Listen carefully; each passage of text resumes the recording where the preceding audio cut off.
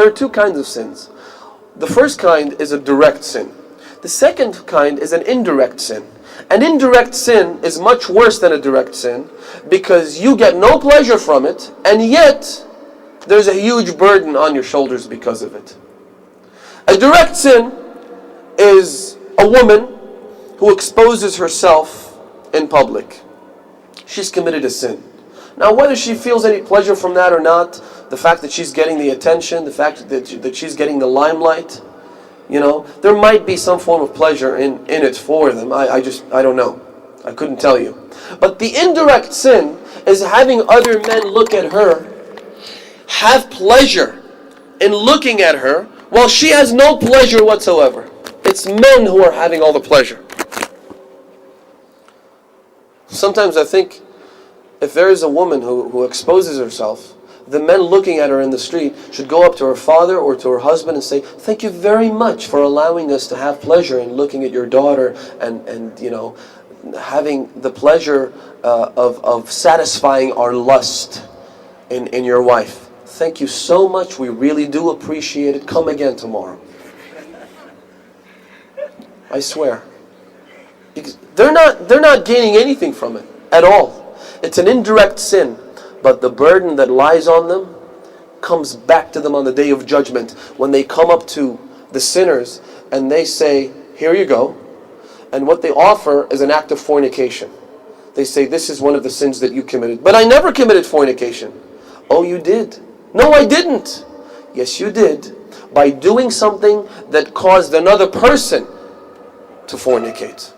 That caused another person to, na'udhu billah, God forbid, masturbate. That caused another person to engage in an illicit act.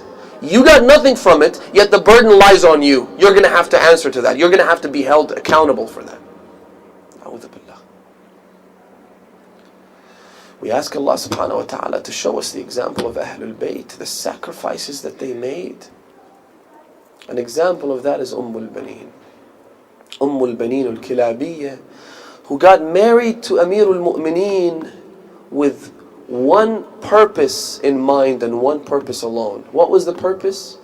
The purpose was to give birth to children who would die. Imagine that. A woman who gives birth to children so that they would be killed. Imagine how laborious her pregnancy would be.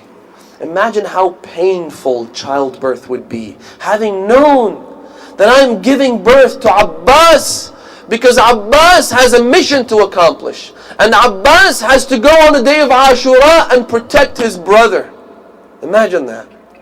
And yet she did it open-heartedly. And she did it in such a way with the utmost sincerity, with the utmost acceptance of God's will.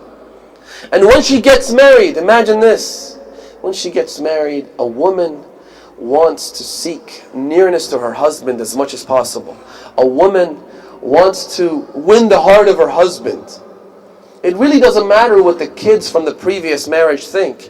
And yet when Baneen was about to be hailed, when she was about to be taken to her new husband's wife, to her new family's house, she goes and at the doorstep she stops. What happened? Ya Fatima. She says, "Ya Amir al-Mu'mineen, I have two conditions. I have two requests rather.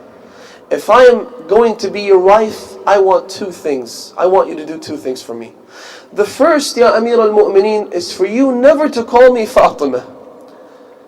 "But why shouldn't I call you Fatima? That is your name." "Because if you call me Fatima, I am afraid that Hassan, Hussein, Zainab and Kulthum, who are orphan children, will be reminded of their mother Fatima to Zahra, who was crushed between the wall and the door. I'm afraid that if you call me Fatima, Hassan will remember his mother's call when she called out, Ya Rasulallah, ahakada yuf'alu bihabibatik. I'm afraid if you call me Fatima, Hussein will remember in the alleyway when you weren't there, when anybody wasn't there, and his mother Fatima was slapped on the face. So don't call me Fatima, Ya Amir al-Mu'mineen." The second request is, if I'm going to enter this house, I want Imam al-Hassan and Imam al-Hussein to agree to have me as their servant. Allahu Akbar. I want you to go and ask them for permission. Do they allow me the honor of serving them as their maid, Ya Amir al-Mu'mineen? This is Baneen. She gives birth to a son, Al-Abbas. We'll talk about him inshallah on his dedicated night. But this son of hers was trained in such a way, he was raised in such a way that he would never address his brother Hussein by saying, "Oh brother." What would he say? He would say, "Sayyidi wa Mawlai, Imami wa Muqtadai." Allahu Akbar. It would take such a woman to give birth to such a man, a person who then gets sacrificed for the sake of his brother. Bishr ibn Hadlam enters the city of Medina to break the news. Ya Ahla Yathrib,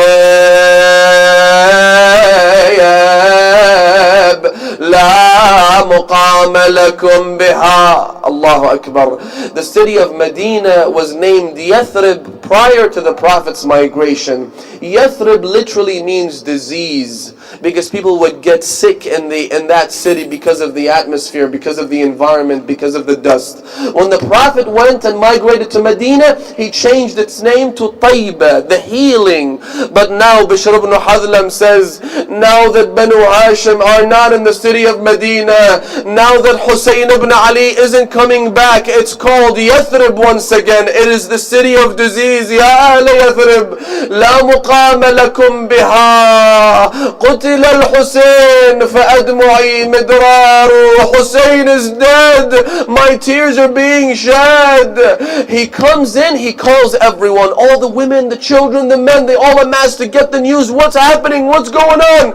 Suddenly he notices an elderly woman with waqar and sakina. She comes out of her house holding a little baby child. That baby child's name is Ubaydullah, the son of Abbas. Allahu Akbar. He's there to receive news of his father's sacrifice in Karbala. She comes out, she says to him, "What news do you have for us? What are you talking about?" He says, "Who are you?" She says, "Ana Baneen. I am Baneen, the mother of the 4 children who were born to be killed for Hussein ibn Ali ibn Fatima." He says to her, "Ya Baneen, عظم الله لك الأجر في ولدك Abdullah, Baneen.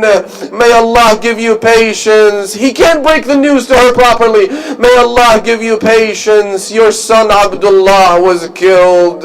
She says, "Did you hear me ask you about Abdullah? Tell me what happened to my son Hussein." He says, "عظم الله لك الأجر. May Allah give you patience. Your second son, your third son." Then after repeating the statement 3 times, she says, "I asked you about Hussein, what happened to my son?" He says to her, "Ya Baneen, عظم الله لك الأجر في ولدك العباس. May Allah give you patience. Abbas is also dead." When that happens, the child falls from the hand of Baneen. She says to him, "Ya هذا لقد قطعت نياط قلبي." Tell me what happened to Hussein. Why are you doing this to me?